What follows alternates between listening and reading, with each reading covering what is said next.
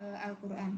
Nah, insya Allah untuk acara hari ini kita akan dibersamai oleh Bunda Rita Eko Yuniar, STMDA ya.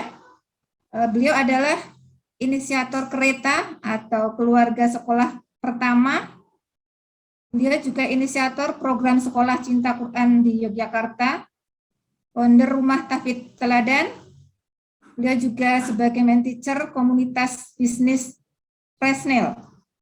Dan beliau juga aktif sebagai di Departemen Persaudaraan Muslimah atau Salimah ya.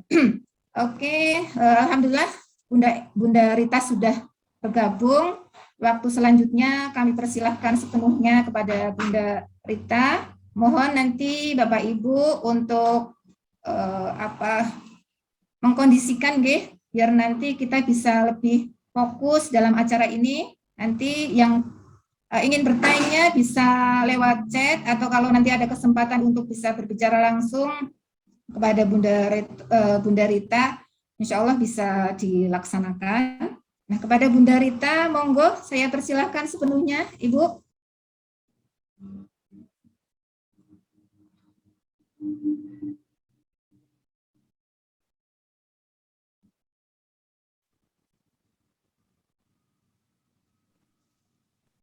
Bismillahirrahmanirrahim. Assalamualaikum warahmatullahi wabarakatuh. Waalaikumsalam warahmatullahi wabarakatuh. Alhamdulillahirrahmanirrahim. Hari ini Allah berikan kesempatan kepada kita bertemu melalui forum Zoom atas segala nikmat dan karunia Allah. Hari ini kita dalam kondisi iman dan Islam dan kondisi sehat. Sehat semua, Bapak Ibu. Salawat dan salam semoga senantiasa tercurah kepada junjungan kita Nabi besar Muhammad SAW, kepada para sahabat, dan semoga kita yang hadir di sini termasuk umat Rasulullah yang kelak mendapatkan yaumul kiamah. Ustazah, saya dibantu untuk share slide-nya ya.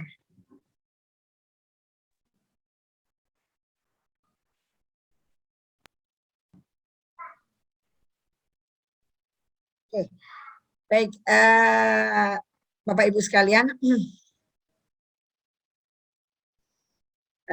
hari ini semua dari Ibnu sekolah Ibnu Abbas ya Ustazah? Ibnu Mas'ud. Oh, Ibnu Mas'ud. Oh ya, dari Ibnu Mas'ud. Yayasan Amal Insan Mulia. Dari KB sampai SMP. Dari semuanya. TK sampai SMP. Berarti putra-putrinya kisaran usia mungkin ya 0 sampai dengan 15 tahun, 16 tahun berarti kalau TK sampai dengan SMP. Baik, sebelumnya perkenalkan diri dulu ya. Saya mungkin kalau nggak kenalkan kurang afdol mungkin ya. Tadi sudah ada sekilas ya dari Ustazah, tadi sudah sedikit perkenalan. Jadi saya tinggal di Yogyakarta. Alhamdulillah Allah karuniakan 7 orang anak. Ini kebetulan gambar pertamanya kok gambar keluarga. Jadi saya cerita tentang anak-anak saya dulu saja gitu ya. Yang paling besar Umar, gitu ya. Yang paling besar Umar sekarang kuliah semester 3 di Malaysia. Sebelumnya dia di Sudan. Kemudian sebelumnya sudah setoran menghafalkan Al-Quran di pesantren Tahfidz yang ada di Bogor. Sempat menjadi seorang hafidz Quran di Malaysia. Kemudian yang kedua kembar Muhammad dan Hadijah gitu ya. Muhammad yang besar ini kemudian Hadijah. Hadijah alhamdulillah sudah selesai Al-Qur'annya itu kelas usia 9 tahun sepertinya, kelas 4 SD. Kemudian sudah murojaah kembali setoran berkali-kali terus, sempat di Taruna Quran, sempat di Rumah Quran Inspirasi, kemudian di Uturja, terakhir setoran di Mesir ya. Sekarang SMA kelas 3. Kemudian sempat kuliah di Dirosah Rosoh di Al-Azhar Mesir ya, tapi dia milih untuk kembali ke Indonesia di tengah-tengah pandemi kemarin. Kemudian Muhammad sebelumnya di Yanbul Quran Kudus, pesantren Quran memang, sehingga pesantren Quran anak kalau Bapak Ibu mengetahui, ke SD dapat 25 juz, kemudian SMP diulangi lagi, terakhir juga sekitar 25 juz, dan terakhir berdasarkan hafalannya di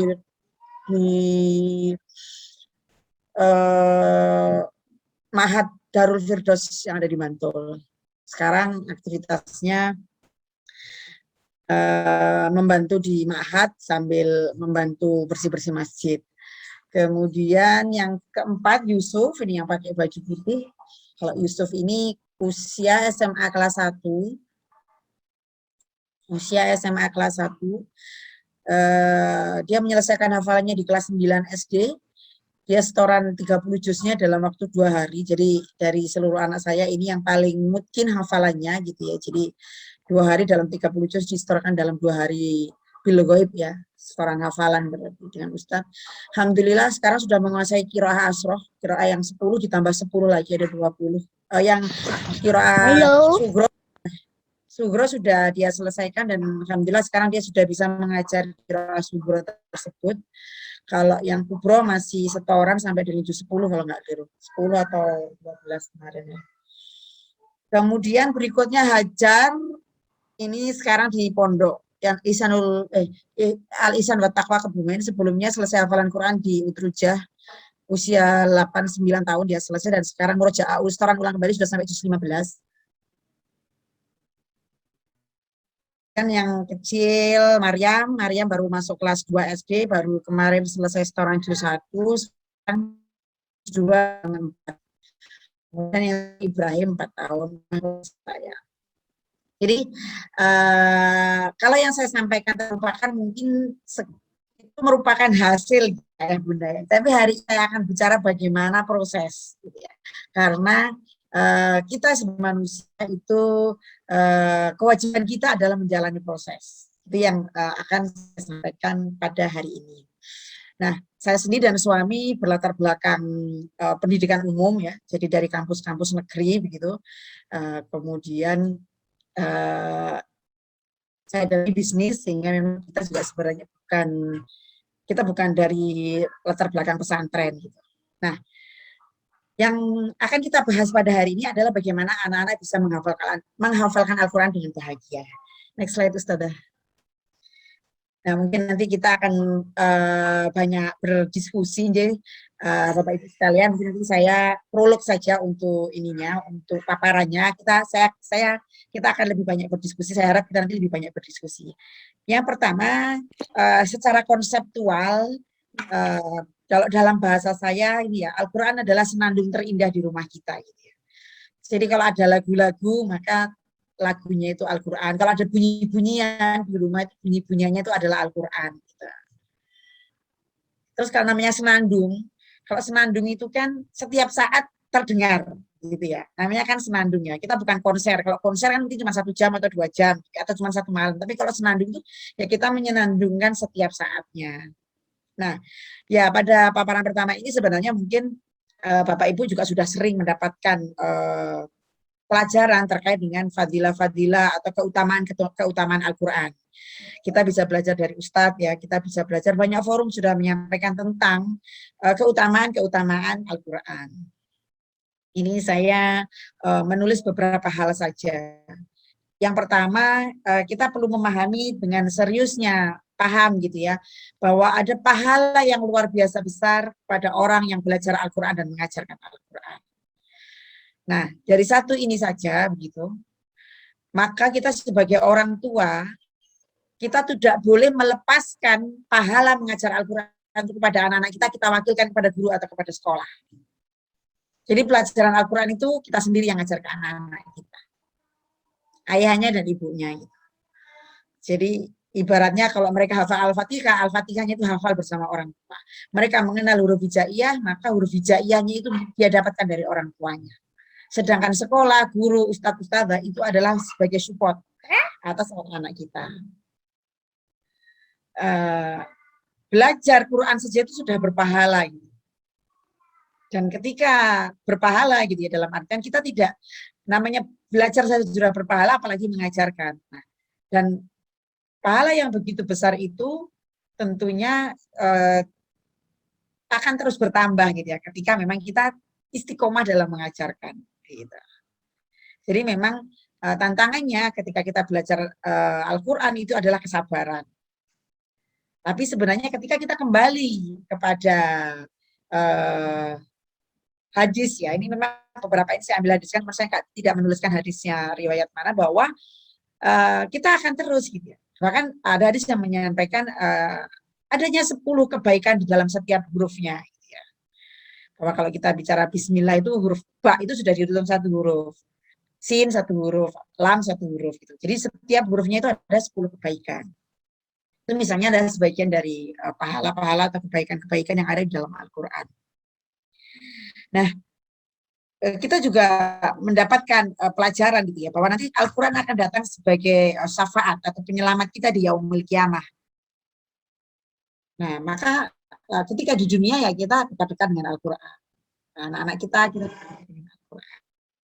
Nah, selanjutnya ya Bunda,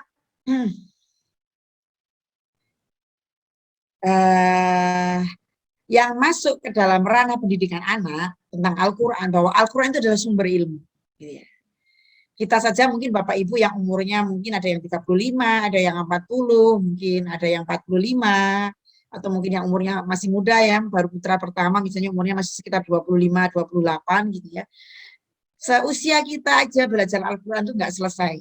Kita tidak sampai saat ini kita sebagai orang tua itu masih belum paham seluruh isian Al-Quran itu. Masih belum paham seluruh ilmu yang ada di dalam Al-Quran itu. Kita juga masih belajar. Nah, maka dari itu kenapa? Maka Al-Quran itu sebagai kurikulum pokok dan mata pelajaran untuk seluruh anggota keluarga. Ini yang saya jadikan di rumah saya. Jadi semua dari kita itu belajar Al-Quran. Jadi menghafal Al-Quran bukan hanya untuk anak-anak, belajar Al-Quran bukan hanya untuk anak-anak. Apalagi kalau kita hanya melihatnya itu sebagai bagian dari tugas sekolah, bukan. Tapi gitu ya, di rumah kita ini kita gunakan sebagai pelajaran utama. Saya nggak bertanya dia matematika bisa atau tidak, saya tidak bertanya fisikanya bisa atau tidak, keterampilannya bisa atau tidak, tapi kita di rumah akan bertanya ngajinya sampai jilid berapa, sampai halaman berapa, tadi saya sebutkan kan sampai juz berapa begitu. Anak-anak saya memang sebagian besar di pondok, tapi saya tahu banget mereka pertumbuhan Al-Qur'annya, perkembangan Al-Qur'annya seperti apa. Posisi di pondok itu sekarang, nanti saya akan sampaikan bagaimana menyiapkan anak untuk bahagia dia menghafalkan Al-Quran. Walau tidak semua anak di pondok itu adalah bahagia dia menghafalin Al-Quran, tapi bagaimana kita bisa membersamai anak-anak itu. Nah, pokok-pokok ini ayah bunda ya. Jadi Al-Quran itu kita jadikan kurikulum pertama di rumah. Namanya kurikulum pertama, kurikulum utama, maka ketersediaan alat belajar yang ada di rumah itu mudah dicari. Gitu ya. Kemudian tentunya kita juga mempunyai orang tua, sekali lagi sumbernya adalah dari orang tua. Bagaimana kita sendiri sebagai orang tua itu membaca Al-Quran, bagaimana kita sendiri sebagai orang tua itu belajar mengkaji Al-Quran. Dan anak-anak itu melihat apa yang kita kerjakan. Nah, kemudian ayah bunda, bagaimana jika misalnya kita sebagai orang tua belum mampu untuk ngajari anak, atau kita sendiri misalnya membaca Al-Quran masih belum lancar. Jadi dalam forum ini sebenarnya yang perlu kita cek pertama adalah kemampuan orang tua dalam berinteraksi dengan Al-Quran. Pertama, kemampuan membaca Al-Quran orang tua. Apakah kita semua sudah lancar, sudah tajwid, tahsinnya sudah benar dalam membaca Al-Quran gitu ya. Kita cek dulu diri kita masing-masing. Kalau masih belum ya kita harus belajar. Kita harus mengundang guru. Kita harus les baca Al-Quran itu. Kemudian yang kedua, setelah bacaannya lancar, apakah kita sudah rutin untuk membaca Al-Quran? Nah, di sini sering saya sampaikan di banyak forum saya sharing gitu ya. Terkait dengan Al-Quran itu bukan banyak-banyakan, bukan kecepatan. Karena Al-Quran kita itu 30 juz. Hanya 30 juz, dan sampai kapanpun itu 30 juz. Hari ini kita selesai baca Quran, 30 juz, akhirnya kita akan mengulangi lagi dari juz 1, begitu seterusnya. Gitu ya. Jadi kita tidak perlu cepat-cepatan, tidak perlu banyak-banyakan. Karena sebanyak-banyaknya kita hafal Quran juga cuma 30 juz. Begitu ya. Jadi kita tidak banyak-banyakan, tapi bagaimana kita mempunyai kebiasaan rutin membaca Al-Quran, kaji Al-Quran. Di keluarga, apakah kita sudah mempunyai kebiasaan itu? Karena ini menjadi kurikulum pertama. Nah, ketika kita bicara kurikulum pokok, maka achievement atau reward, gitu ya, kita berikan terkait dengan Al-Quran. Gitu. Saya nggak pernah ngasih hadiah ulang tahun kepada anak. Saya nggak pernah ngasih hadiah ketika dia naik kelas atau ketika dia juara 1, gitu. Tapi saya kasih hadiah ketika dia menyelesaikan satu bacaan halaman Al-Qurannya. Ketika dia naik jilid dari jilid 1 ke jilid 2, dia saya kasih hadiah. Dari jilid 2 naik ke jilid 3, dia saya kasih hadiah. Dari ikro atau kiroati yang dipakainya, kemudian dia naik ke Al-Quran, kita kasih hadiah. Dia hafal satu surat, kita kasih hadiah, dan seterusnya. Jadi pencapaian terkait dengan Al-Quran ini yang benar-benar kita kawal, kita support, kemudian kita apresiasi dengan luar biasa. Next slide, Ustazah. Nah, Yang tadi saya sampaikan tentang bagaimana fondasi Al-Quran. Ya, Bunda. Nah, hari ini saya akan sampaikan ya slide yang ketiga ini tentang bagaimana tips untuk orang tua terkait dengan interaksi dengan Al-Quran. Jadi sebelum kita ke anak gitu ya, maka orang tua dulu yang harus dibenahi. Kita sendiri dulu yang harus introspeksi diri, kita sendiri dulu yang harus belajar. Saya tuliskan di sini tentang pemahaman ya. Tadi sudah kita pahami Al-Quran sebagai sumber ilmu, kita pahami Al-Quran sebagai syafaat. Nah, maka kemudian kita tidak akan pernah lepas dari Al-Quran. Kita tidak hanya paham, tapi kita yakin. Kita yakin tentang fadilah Al-Quran. Kita yakin dengan hal-hal baik daripada Al-Quran. Nah, tadi sudah saya singgung, interaksi dengan Al-Quran itu membutuhkan sabar dan istiqomah. Ini mungkin yang agak berat. Sabar dan istiqomah. Nah, ketika sabar dan istiqomah, maka kita tidak perlu banyak-banyakan, tidak perlu lama-lamaan.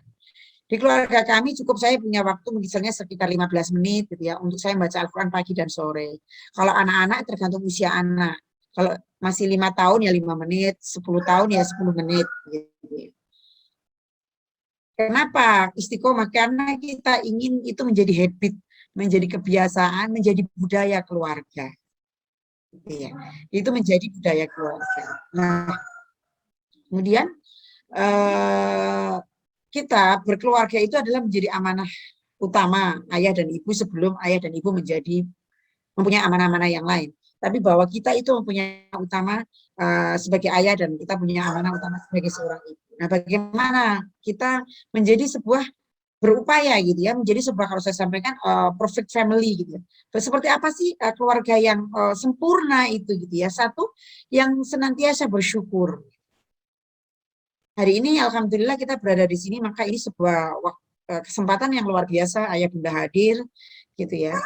Kita bersyukur gitu ya, kita mendapatkan forum, kita Bapak Ibu mempunyai sekolah yang concern kepada Al-Quran gitu, dan kemudian memfasilitasi kita semua untuk belajar bersama-sama.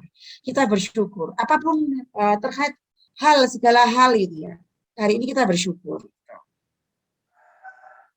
Kemudian apa wujud syukur kita gitu.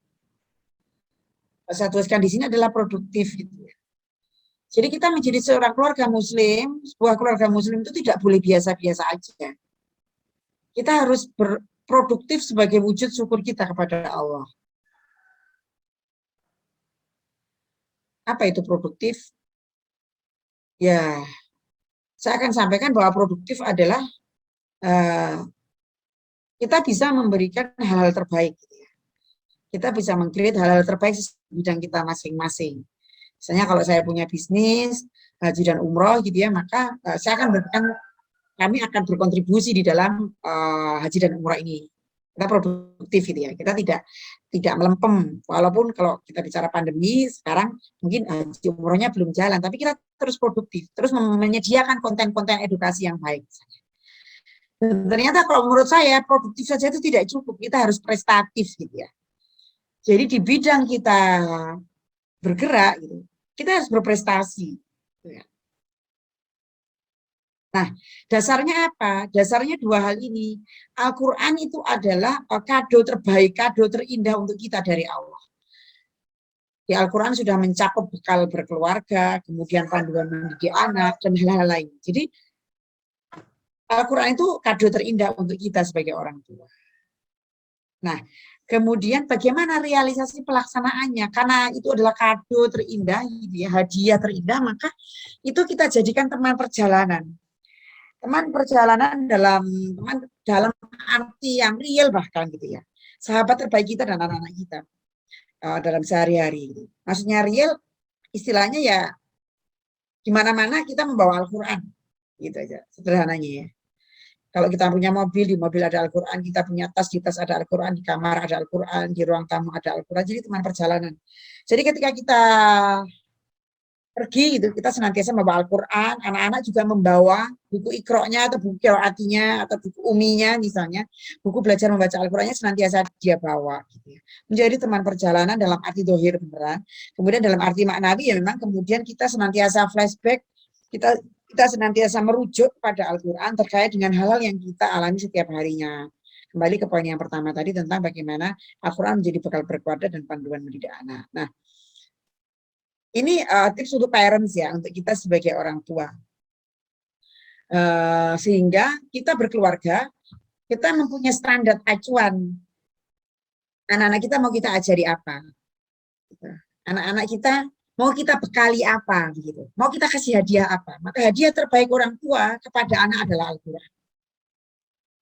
Warisan ilmu Al-Quran, gitu. Warisan budaya berinteraksi dengan Al-Quran, guru-guru Quran, sekolah Quran, itu adalah hadiah terbaik orang tua untuk anak. Jadi anak nggak, jadi bukan lagi hadiah itu berupa laptop, mobil, tanah, atau rumah, begitu ya. Tetapi adalah Al-Quran. Warisan kita kepada anak yang terbaik adalah Al-Quran. Itu yang akan kita wariskan. Maka kita sebagai ayah dan ibu tentunya kita akan berdiskusi lebih lanjut dengan pasangan kita ya, dengan suami kita atau mungkin juga dengan istri kita gitu ya, tentang bagaimana kita kemudian mewariskan Al-Quran ini kepada anak-anak kita. Slide Ustazah. Nah, kemudian di slide ini Ayah Bunda, saya akan sampaikan gitu ya tentang hal teknis bagaimana kita berinteraksi dengan Al-Quran supaya anak-anak itu senang, anak-anak happy dengan Al-Quran itu gitu ya. Yang pertama memang program Quran Family Program yang ada di rumah, program Quran kita yang ada di rumah. Kalau saya sudah sampaikan di awal itu full reward, jadi banyak hadiahnya. Baca satu huruf kasih hadiah, baca satu halaman, dua halaman, hafal satu dua surat, kita kasih hadiah. Hadiahnya apa begitu ya? Hadiahnya bisa pelukan, bisa ciuman, bisa apresiasi gitu ya, bisa tepuk tangan gitu ya, bisa pelukan, bisa es krim, bisa buku tulis, bisa apa saja. Tapi intinya bahwa anak mendapatkan apresiasi atas apa yang sudah dia kerjakan terkait dengan Al-Quran. Dan programnya sangat variasi gitu ya.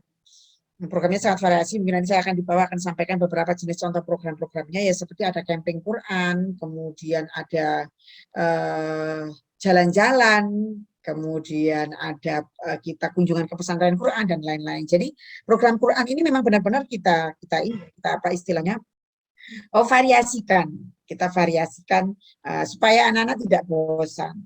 Nah, kemudian yang kedua itu adalah enjoy Quran, menikmati Al-Quran itu dengan senang ayat demi ayat. Ya. Jadi maksud saya di sini adalah kita dan anak-anak kita dan di Quran itu kita menikmati ya, menikmati itu mengkaji, belajar. Itu ya satu ayat demi satu ayat saja. Tadi sudah saya sampaikan di depan ya nggak perlu banyak-banyak. Nggak perlu cepet-cepetan, dia satu ayat kita baca satu ayat, dihafalin satu ayat gitu, lupa baca lagi dan seterusnya. Nah kemudian berikutnya tadi sudah saya bahas juga tentang bagaimana kita mempunyai spesial time, place gitu ya, punya waktu yang spesial, punya tempat yang spesial ada di rumah, nah, khusus untuk baca Al-Quran, dan kita juga punya guru-guru Quran. Nah, saya sendiri mengajarkan anak-anak interaksi dengan Al-Quran, kita tidak bisa sendiri, gitu ya. Jadi nanti kita akan membutuhkan guru dalam Al-Quran, karena memang kami sendiri kemampuan kami sebagai orang tua untuk Al-Quran, pelajaran Al-Quran sangat terbatas. Paling kami sebagai orang tua hanya bisa mengajarkan membaca Al-Quran sesuai dengan tahsinnya yang benar, tajwidnya yang benar, kemudian membentuk budaya Al-Quran di rumah, itu yang kami bisa. Tapi pelajaran lain-lain terkait dengan Al-Quran, saya dan suami saya membutuhkan seorang guru. Nah, apa kemudian yang tidak boleh ya, yang menjadi batasan ketika kita menginginkan anak-anak happy with Quran gitu ya. Kita tidak boleh membandingkan satu anak dengan anak yang lain. Seperti tadi saya sampaikan di depan, perkenalan saya di depan, 7 anak saya mempunyai kemampuan Al-Quran berbeda-beda. Ada yang cepat hafal, ada yang kelas sekian udah hafal, ada yang sudah murojaah, dan seterusnya berkali-kali gitu ya. Setoran ulang khatam berkali-kali, ada yang tidak gitu ya. Jadi kita tidak boleh membandingkan satu anak dengan anak lain. Sesama anak kita maupun apalagi anaknya tetangga gitu. Kemudian yang kedua, kita tidak boleh menyerah sebagai orang tua gitu ya. Kalau lupa ya baca lagi gitu ya. Kalau anak masih belum diajak ya orang tua ngasih contoh lagi terus gitu ya. Dan terakhir kita jangan pernah berharap cepat. Saya ingin anak saya pernah mendapatkan pertanyaan begini ya. Bagaimana ya Bunda supaya hafalan Quran anak itu lengket dan nggak lupa-lupa, ingat terus, nggak bisa. Gimana supaya bisa cepat hafal Quran, tidak bisa. Ya karena tantangannya di sini adalah sabar dan istiqomah di awal tadi sudah sampaikan. Tapi memang kemudian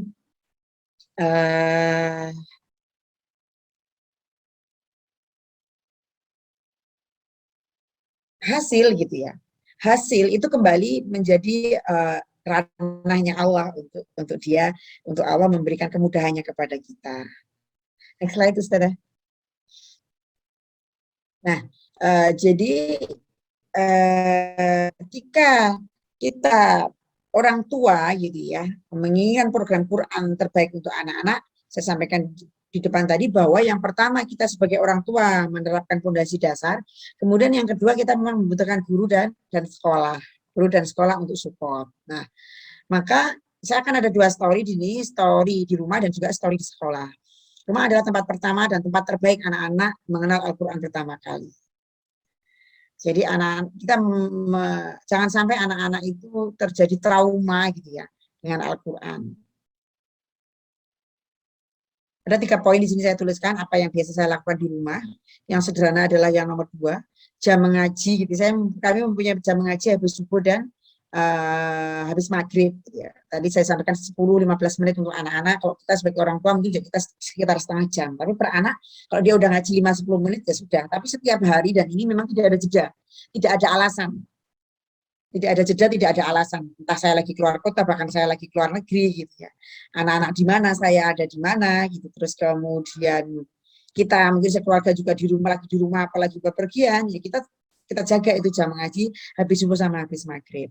Nah, kemudian saya di keluarga mempunyai tekad untuk lulus TK khatam membaca Al-Quran. Jadi saya sampaikan anak-anak kalau bisa belajar membaca Al-Quran itu dari orang tuanya. Dari orang tuanya dan kita punya program, anak-anak saya program supaya ketika dia lulus TK itu sudah selesai membaca Al-Quran. Lalu nanti SD dia bisa belajar yang lainnya. Jadi fokus saya ketika di bawah SD, usia 3, 4, 5, 6, itu ada baca Al-Quran. Lancar, baik, makhrajul hurufnya benar, kemudian khatam dia dari depan sampai akhir. Nanti ceritanya panjang ini.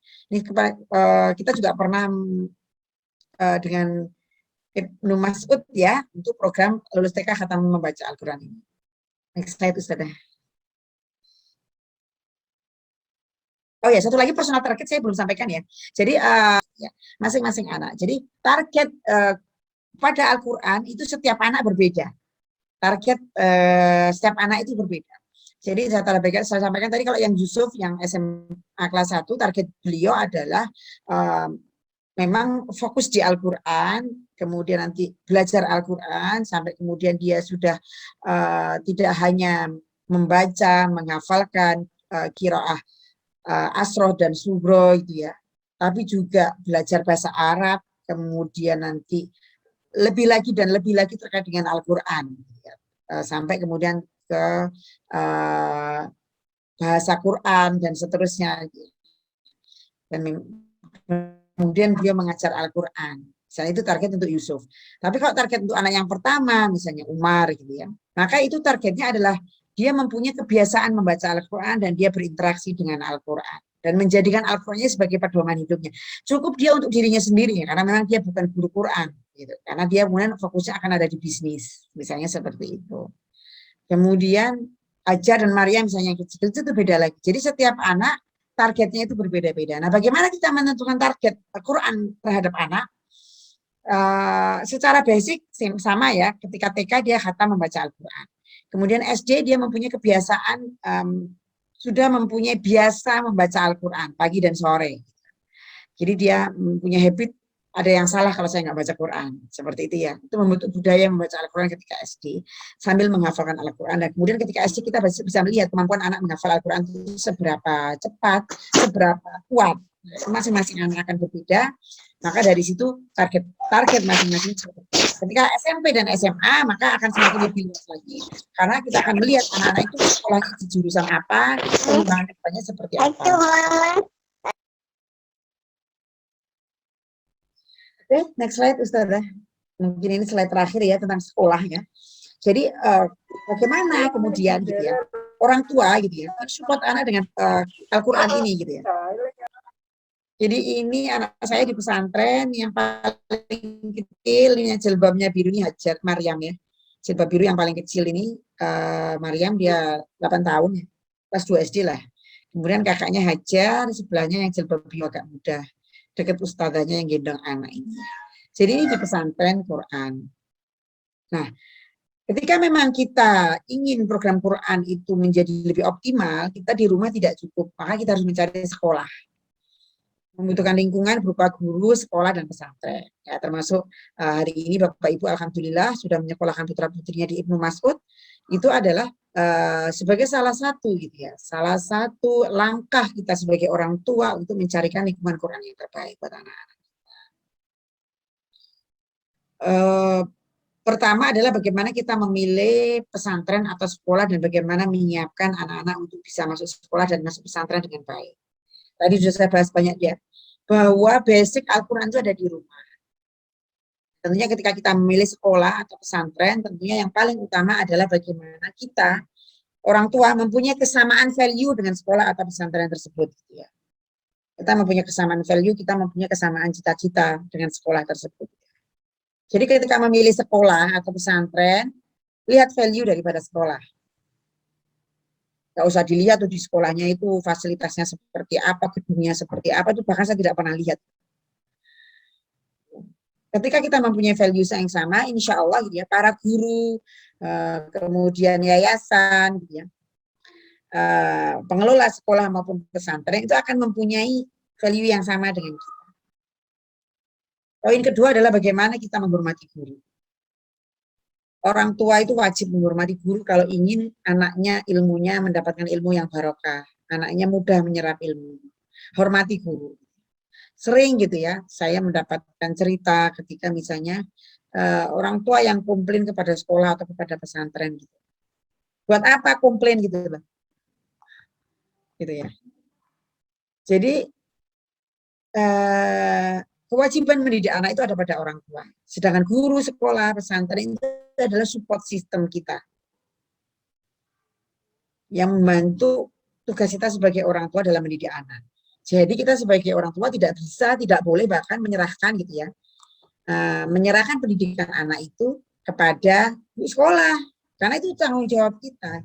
Maka satu-satunya yang bisa kita lakukan adalah bagaimana kita bisa menghormati. Kalau yang terjadi misalnya nih sekolah kok Bapak Ibu tidak cocok lagi dengan sekolah, ya sudah ditarik saja anaknya dari sekolah. Nggak usah komplain-komplain kepada sekolah gitu.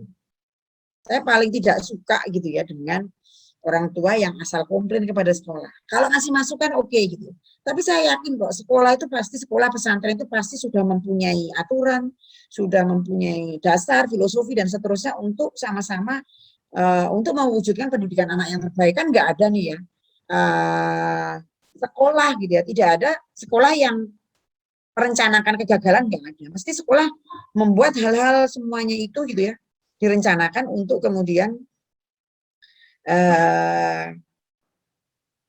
memberikan pendidikan terbaik buat anak-anak kita.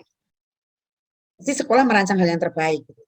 Kalau kemudian kita tidak cocok dengan sekolah atau pesantren tersebut, berarti memang ya ada ketidakcocokan, ya sudah, kita beda madzhab mungkin atau beda apalah istilahnya gitu ya, kita pindah saja, gitu, selesai. Dan kita nggak boleh tidak menghormati guru, itu tidak boleh. Kemudian yang terakhir dari saya gitu ya, bahwa doa dan support dari orang tua tidak bisa kita lepaskan, meskipun anak-anak kita sudah di pesantren, anak-anak kita sudah dihandle oleh guru-guru terbaik di sekolah misalnya, kita terus memberikan doa kepada anak kita dan kita memberikan support kepada sekolah atau kepada pesantren, gitu ya. Jadi hal terbaik yang bisa dilakukan orang tua ketika misalnya menemui sekolahnya kok ada yang kurang tepat, itu mending disupport saja, kita support dalam bentuk fasilitas, kita support dalam bentuk dukungan apapun lah. Kita mending mensupport daripada mengkomplain. Saya tidak ingin gitu ya, anak-anak kita itu menjadi anak yang semena-mena kepada guru karena orang tuanya juga semena-mena kepada guru. Itu naudzubillah min dzalik. Ya. Alhamdulillahirabbil alamin. Alhaqqu rabbika fala takunanna minal mumtarin. Assalamualaikum warahmatullahi wabarakatuh.